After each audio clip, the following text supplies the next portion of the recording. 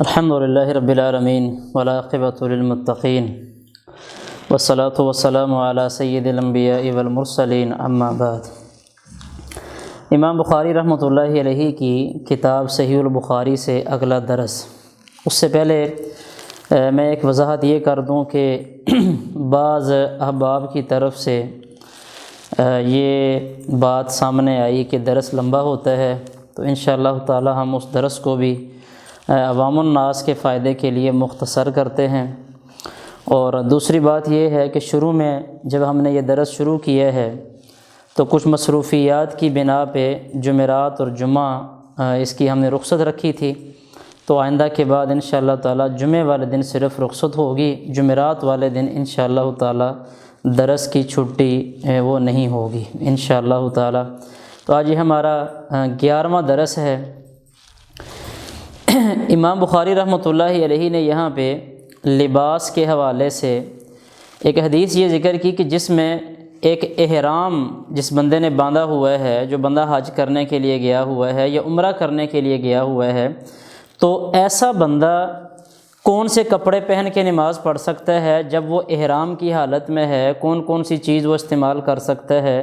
اس کے بارے میں وضاحت پیش کی ہے۔ اور فرماتے ہیں حدثنا عاصم بن علی، یعنی کہ ہمیں عاصم بن علی انہوں نے حدیث بیان کی۔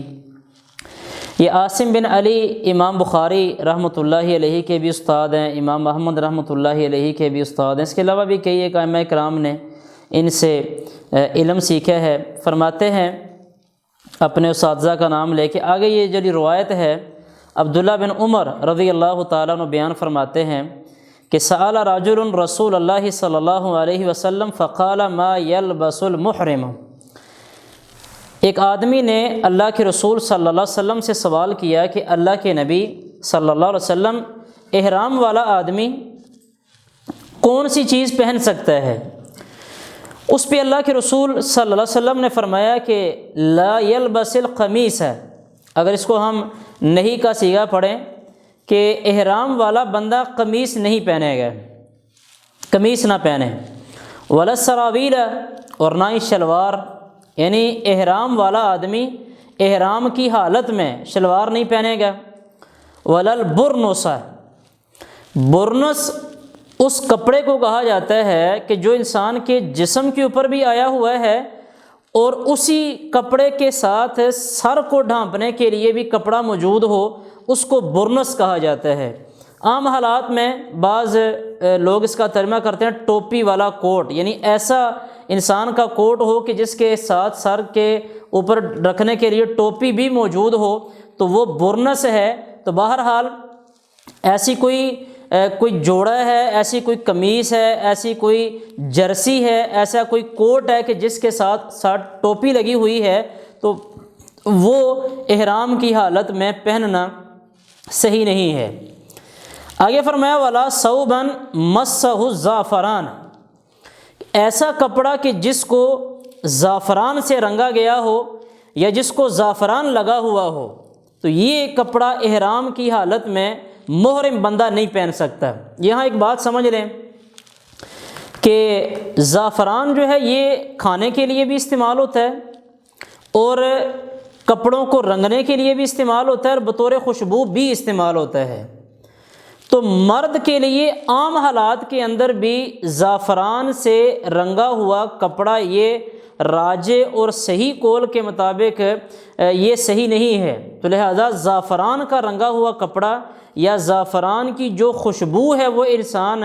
اپنے جسم کے اوپر لگائے تو اس سے مرد بندے کو احتیاط کرنی چاہیے۔ فرمایا ولا ورسن، اور نہ ہی ورس بھی ایک بوٹی کا نام ہے،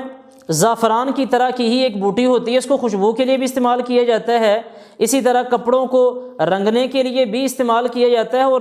زرد سرخی مائل اس کا رنگ ہوتا ہے، زرد سرخی مائل، تو یہ اس بوٹی کے ساتھ بھی رنگا ہوا کپڑا وہ احرام کی حالت میں انسان نہیں پہن سکتا۔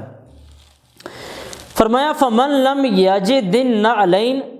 جس بندے کے پاس جوتے نہ ہوں تو فرمایا فل یلبس الخفین، وہ بندہ موزے پہن لے۔ جس بندے کے پاس پہننے کے لیے جوتیاں نہیں ہیں وہ بندہ موزے پہنے وَلْيَقْطَعْهُمَا حَتَّى يَكُونَ أَسْفَلَ مِنَ الْكَعْبَيْنِ، اور ان موزوں کو، کیونکہ موزے عمومی طور کے اوپر ایسے ہوتے ہیں کہ جن کے اندر ٹخنے بھی ڈھکے ہوئے ہوتے ہیں، اور احرام کی اس حالت میں ٹخنوں کا ظاہر کرنا، ٹخنوں کا اس کو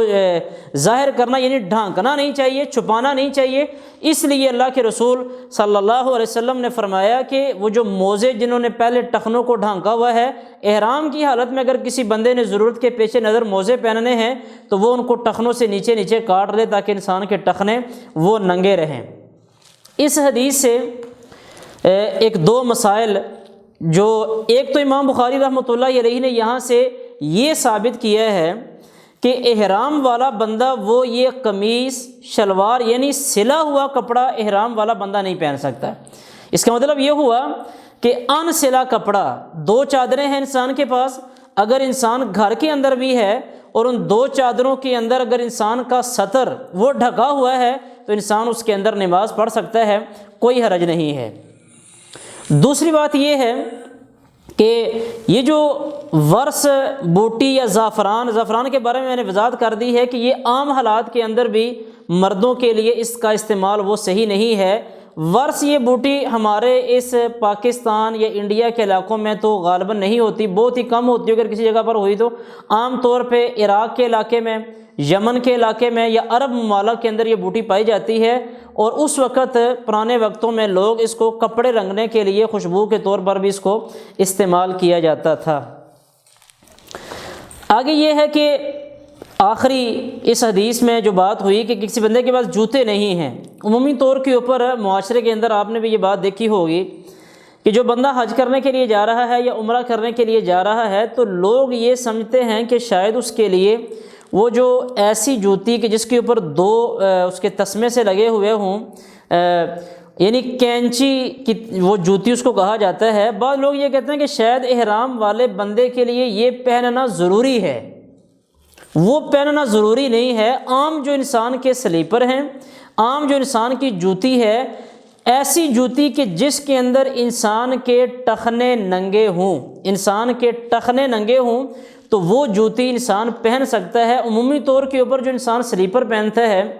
جوتی پہنتے ہیں عام طور پہ وضو وغیرہ کرنے کے لیے، اس سے انسان کی انگلیاں تو خیر آگے ظاہر ہوتی ہیں، پیچھے تھوڑا سا پنجے کا جو حصہ ہے اوپر والا وہ ڈھکا ہوا ہوتا ہے، تو اس کے ڈھکے ہوئے ہونے میں احرام کی حالت میں کوئی حرج نہیں ہے۔ تو ضروری اس کو قرار دینا کہ یہ کینچی والی کینچی جوتی ہی پہننی ہے، ایسی کوئی بات نہیں ہے۔ صرف یہ ہے کہ انسان کے ٹخنے اس کے اندر ننگے ہونے چاہیے، ٹخنوں کا ڈھکا ہوا ہونا وہ ضروری ہے۔ احرام کی حالت میں سر کے اوپر ٹوپی پہننا بھی صحیح نہیں ہے، سر کا ننگا ہونا وہ ضروری ہے۔ ہاں جب انسان احرام کھول دے تو اس کے بعد انسان اپنے سر کے اوپر ٹوپی پہن سکتا ہے، باقی جو انسان نے استعمال کرنے کپڑے وہ انسان اس کے اندر استعمال کر لے۔ بنیادی مسئلہ امام بخاری رحمۃ اللہ علیہ نے اس کو نماز کے ابواب میں جہاں امام بخاری لباس کا ذکر کر رہے ہیں، یہاں اس کو ذکر کرنے کا مقصد کہ انسان کا صدر ڈھکا ہوا ہو، دو کپڑے اگر انسان کے چادریں اگر انسان کے جسم کے اوپر ہے تو اس صورت میں نماز پڑھنا بالکل صحیح ہے، جائز ہے۔ اللہ تعالی ہمیں سمجھنے کی اور عمل کرنے کی توفیق عطا فرمائے۔ انشاءاللہ اگلا جو باب ہے وہ بھی کافی اہمیت کا حامل ہے، تو انشاءاللہ تعالی وہ کل انشاءاللہ تعالی اس کے اوپر بات کریں گے۔ اللہ تعالی ہمیں سمجھنے کی اور عمل کی توفیق دے۔ السلام علیکم ورحمۃ اللہ وبرکاتہ۔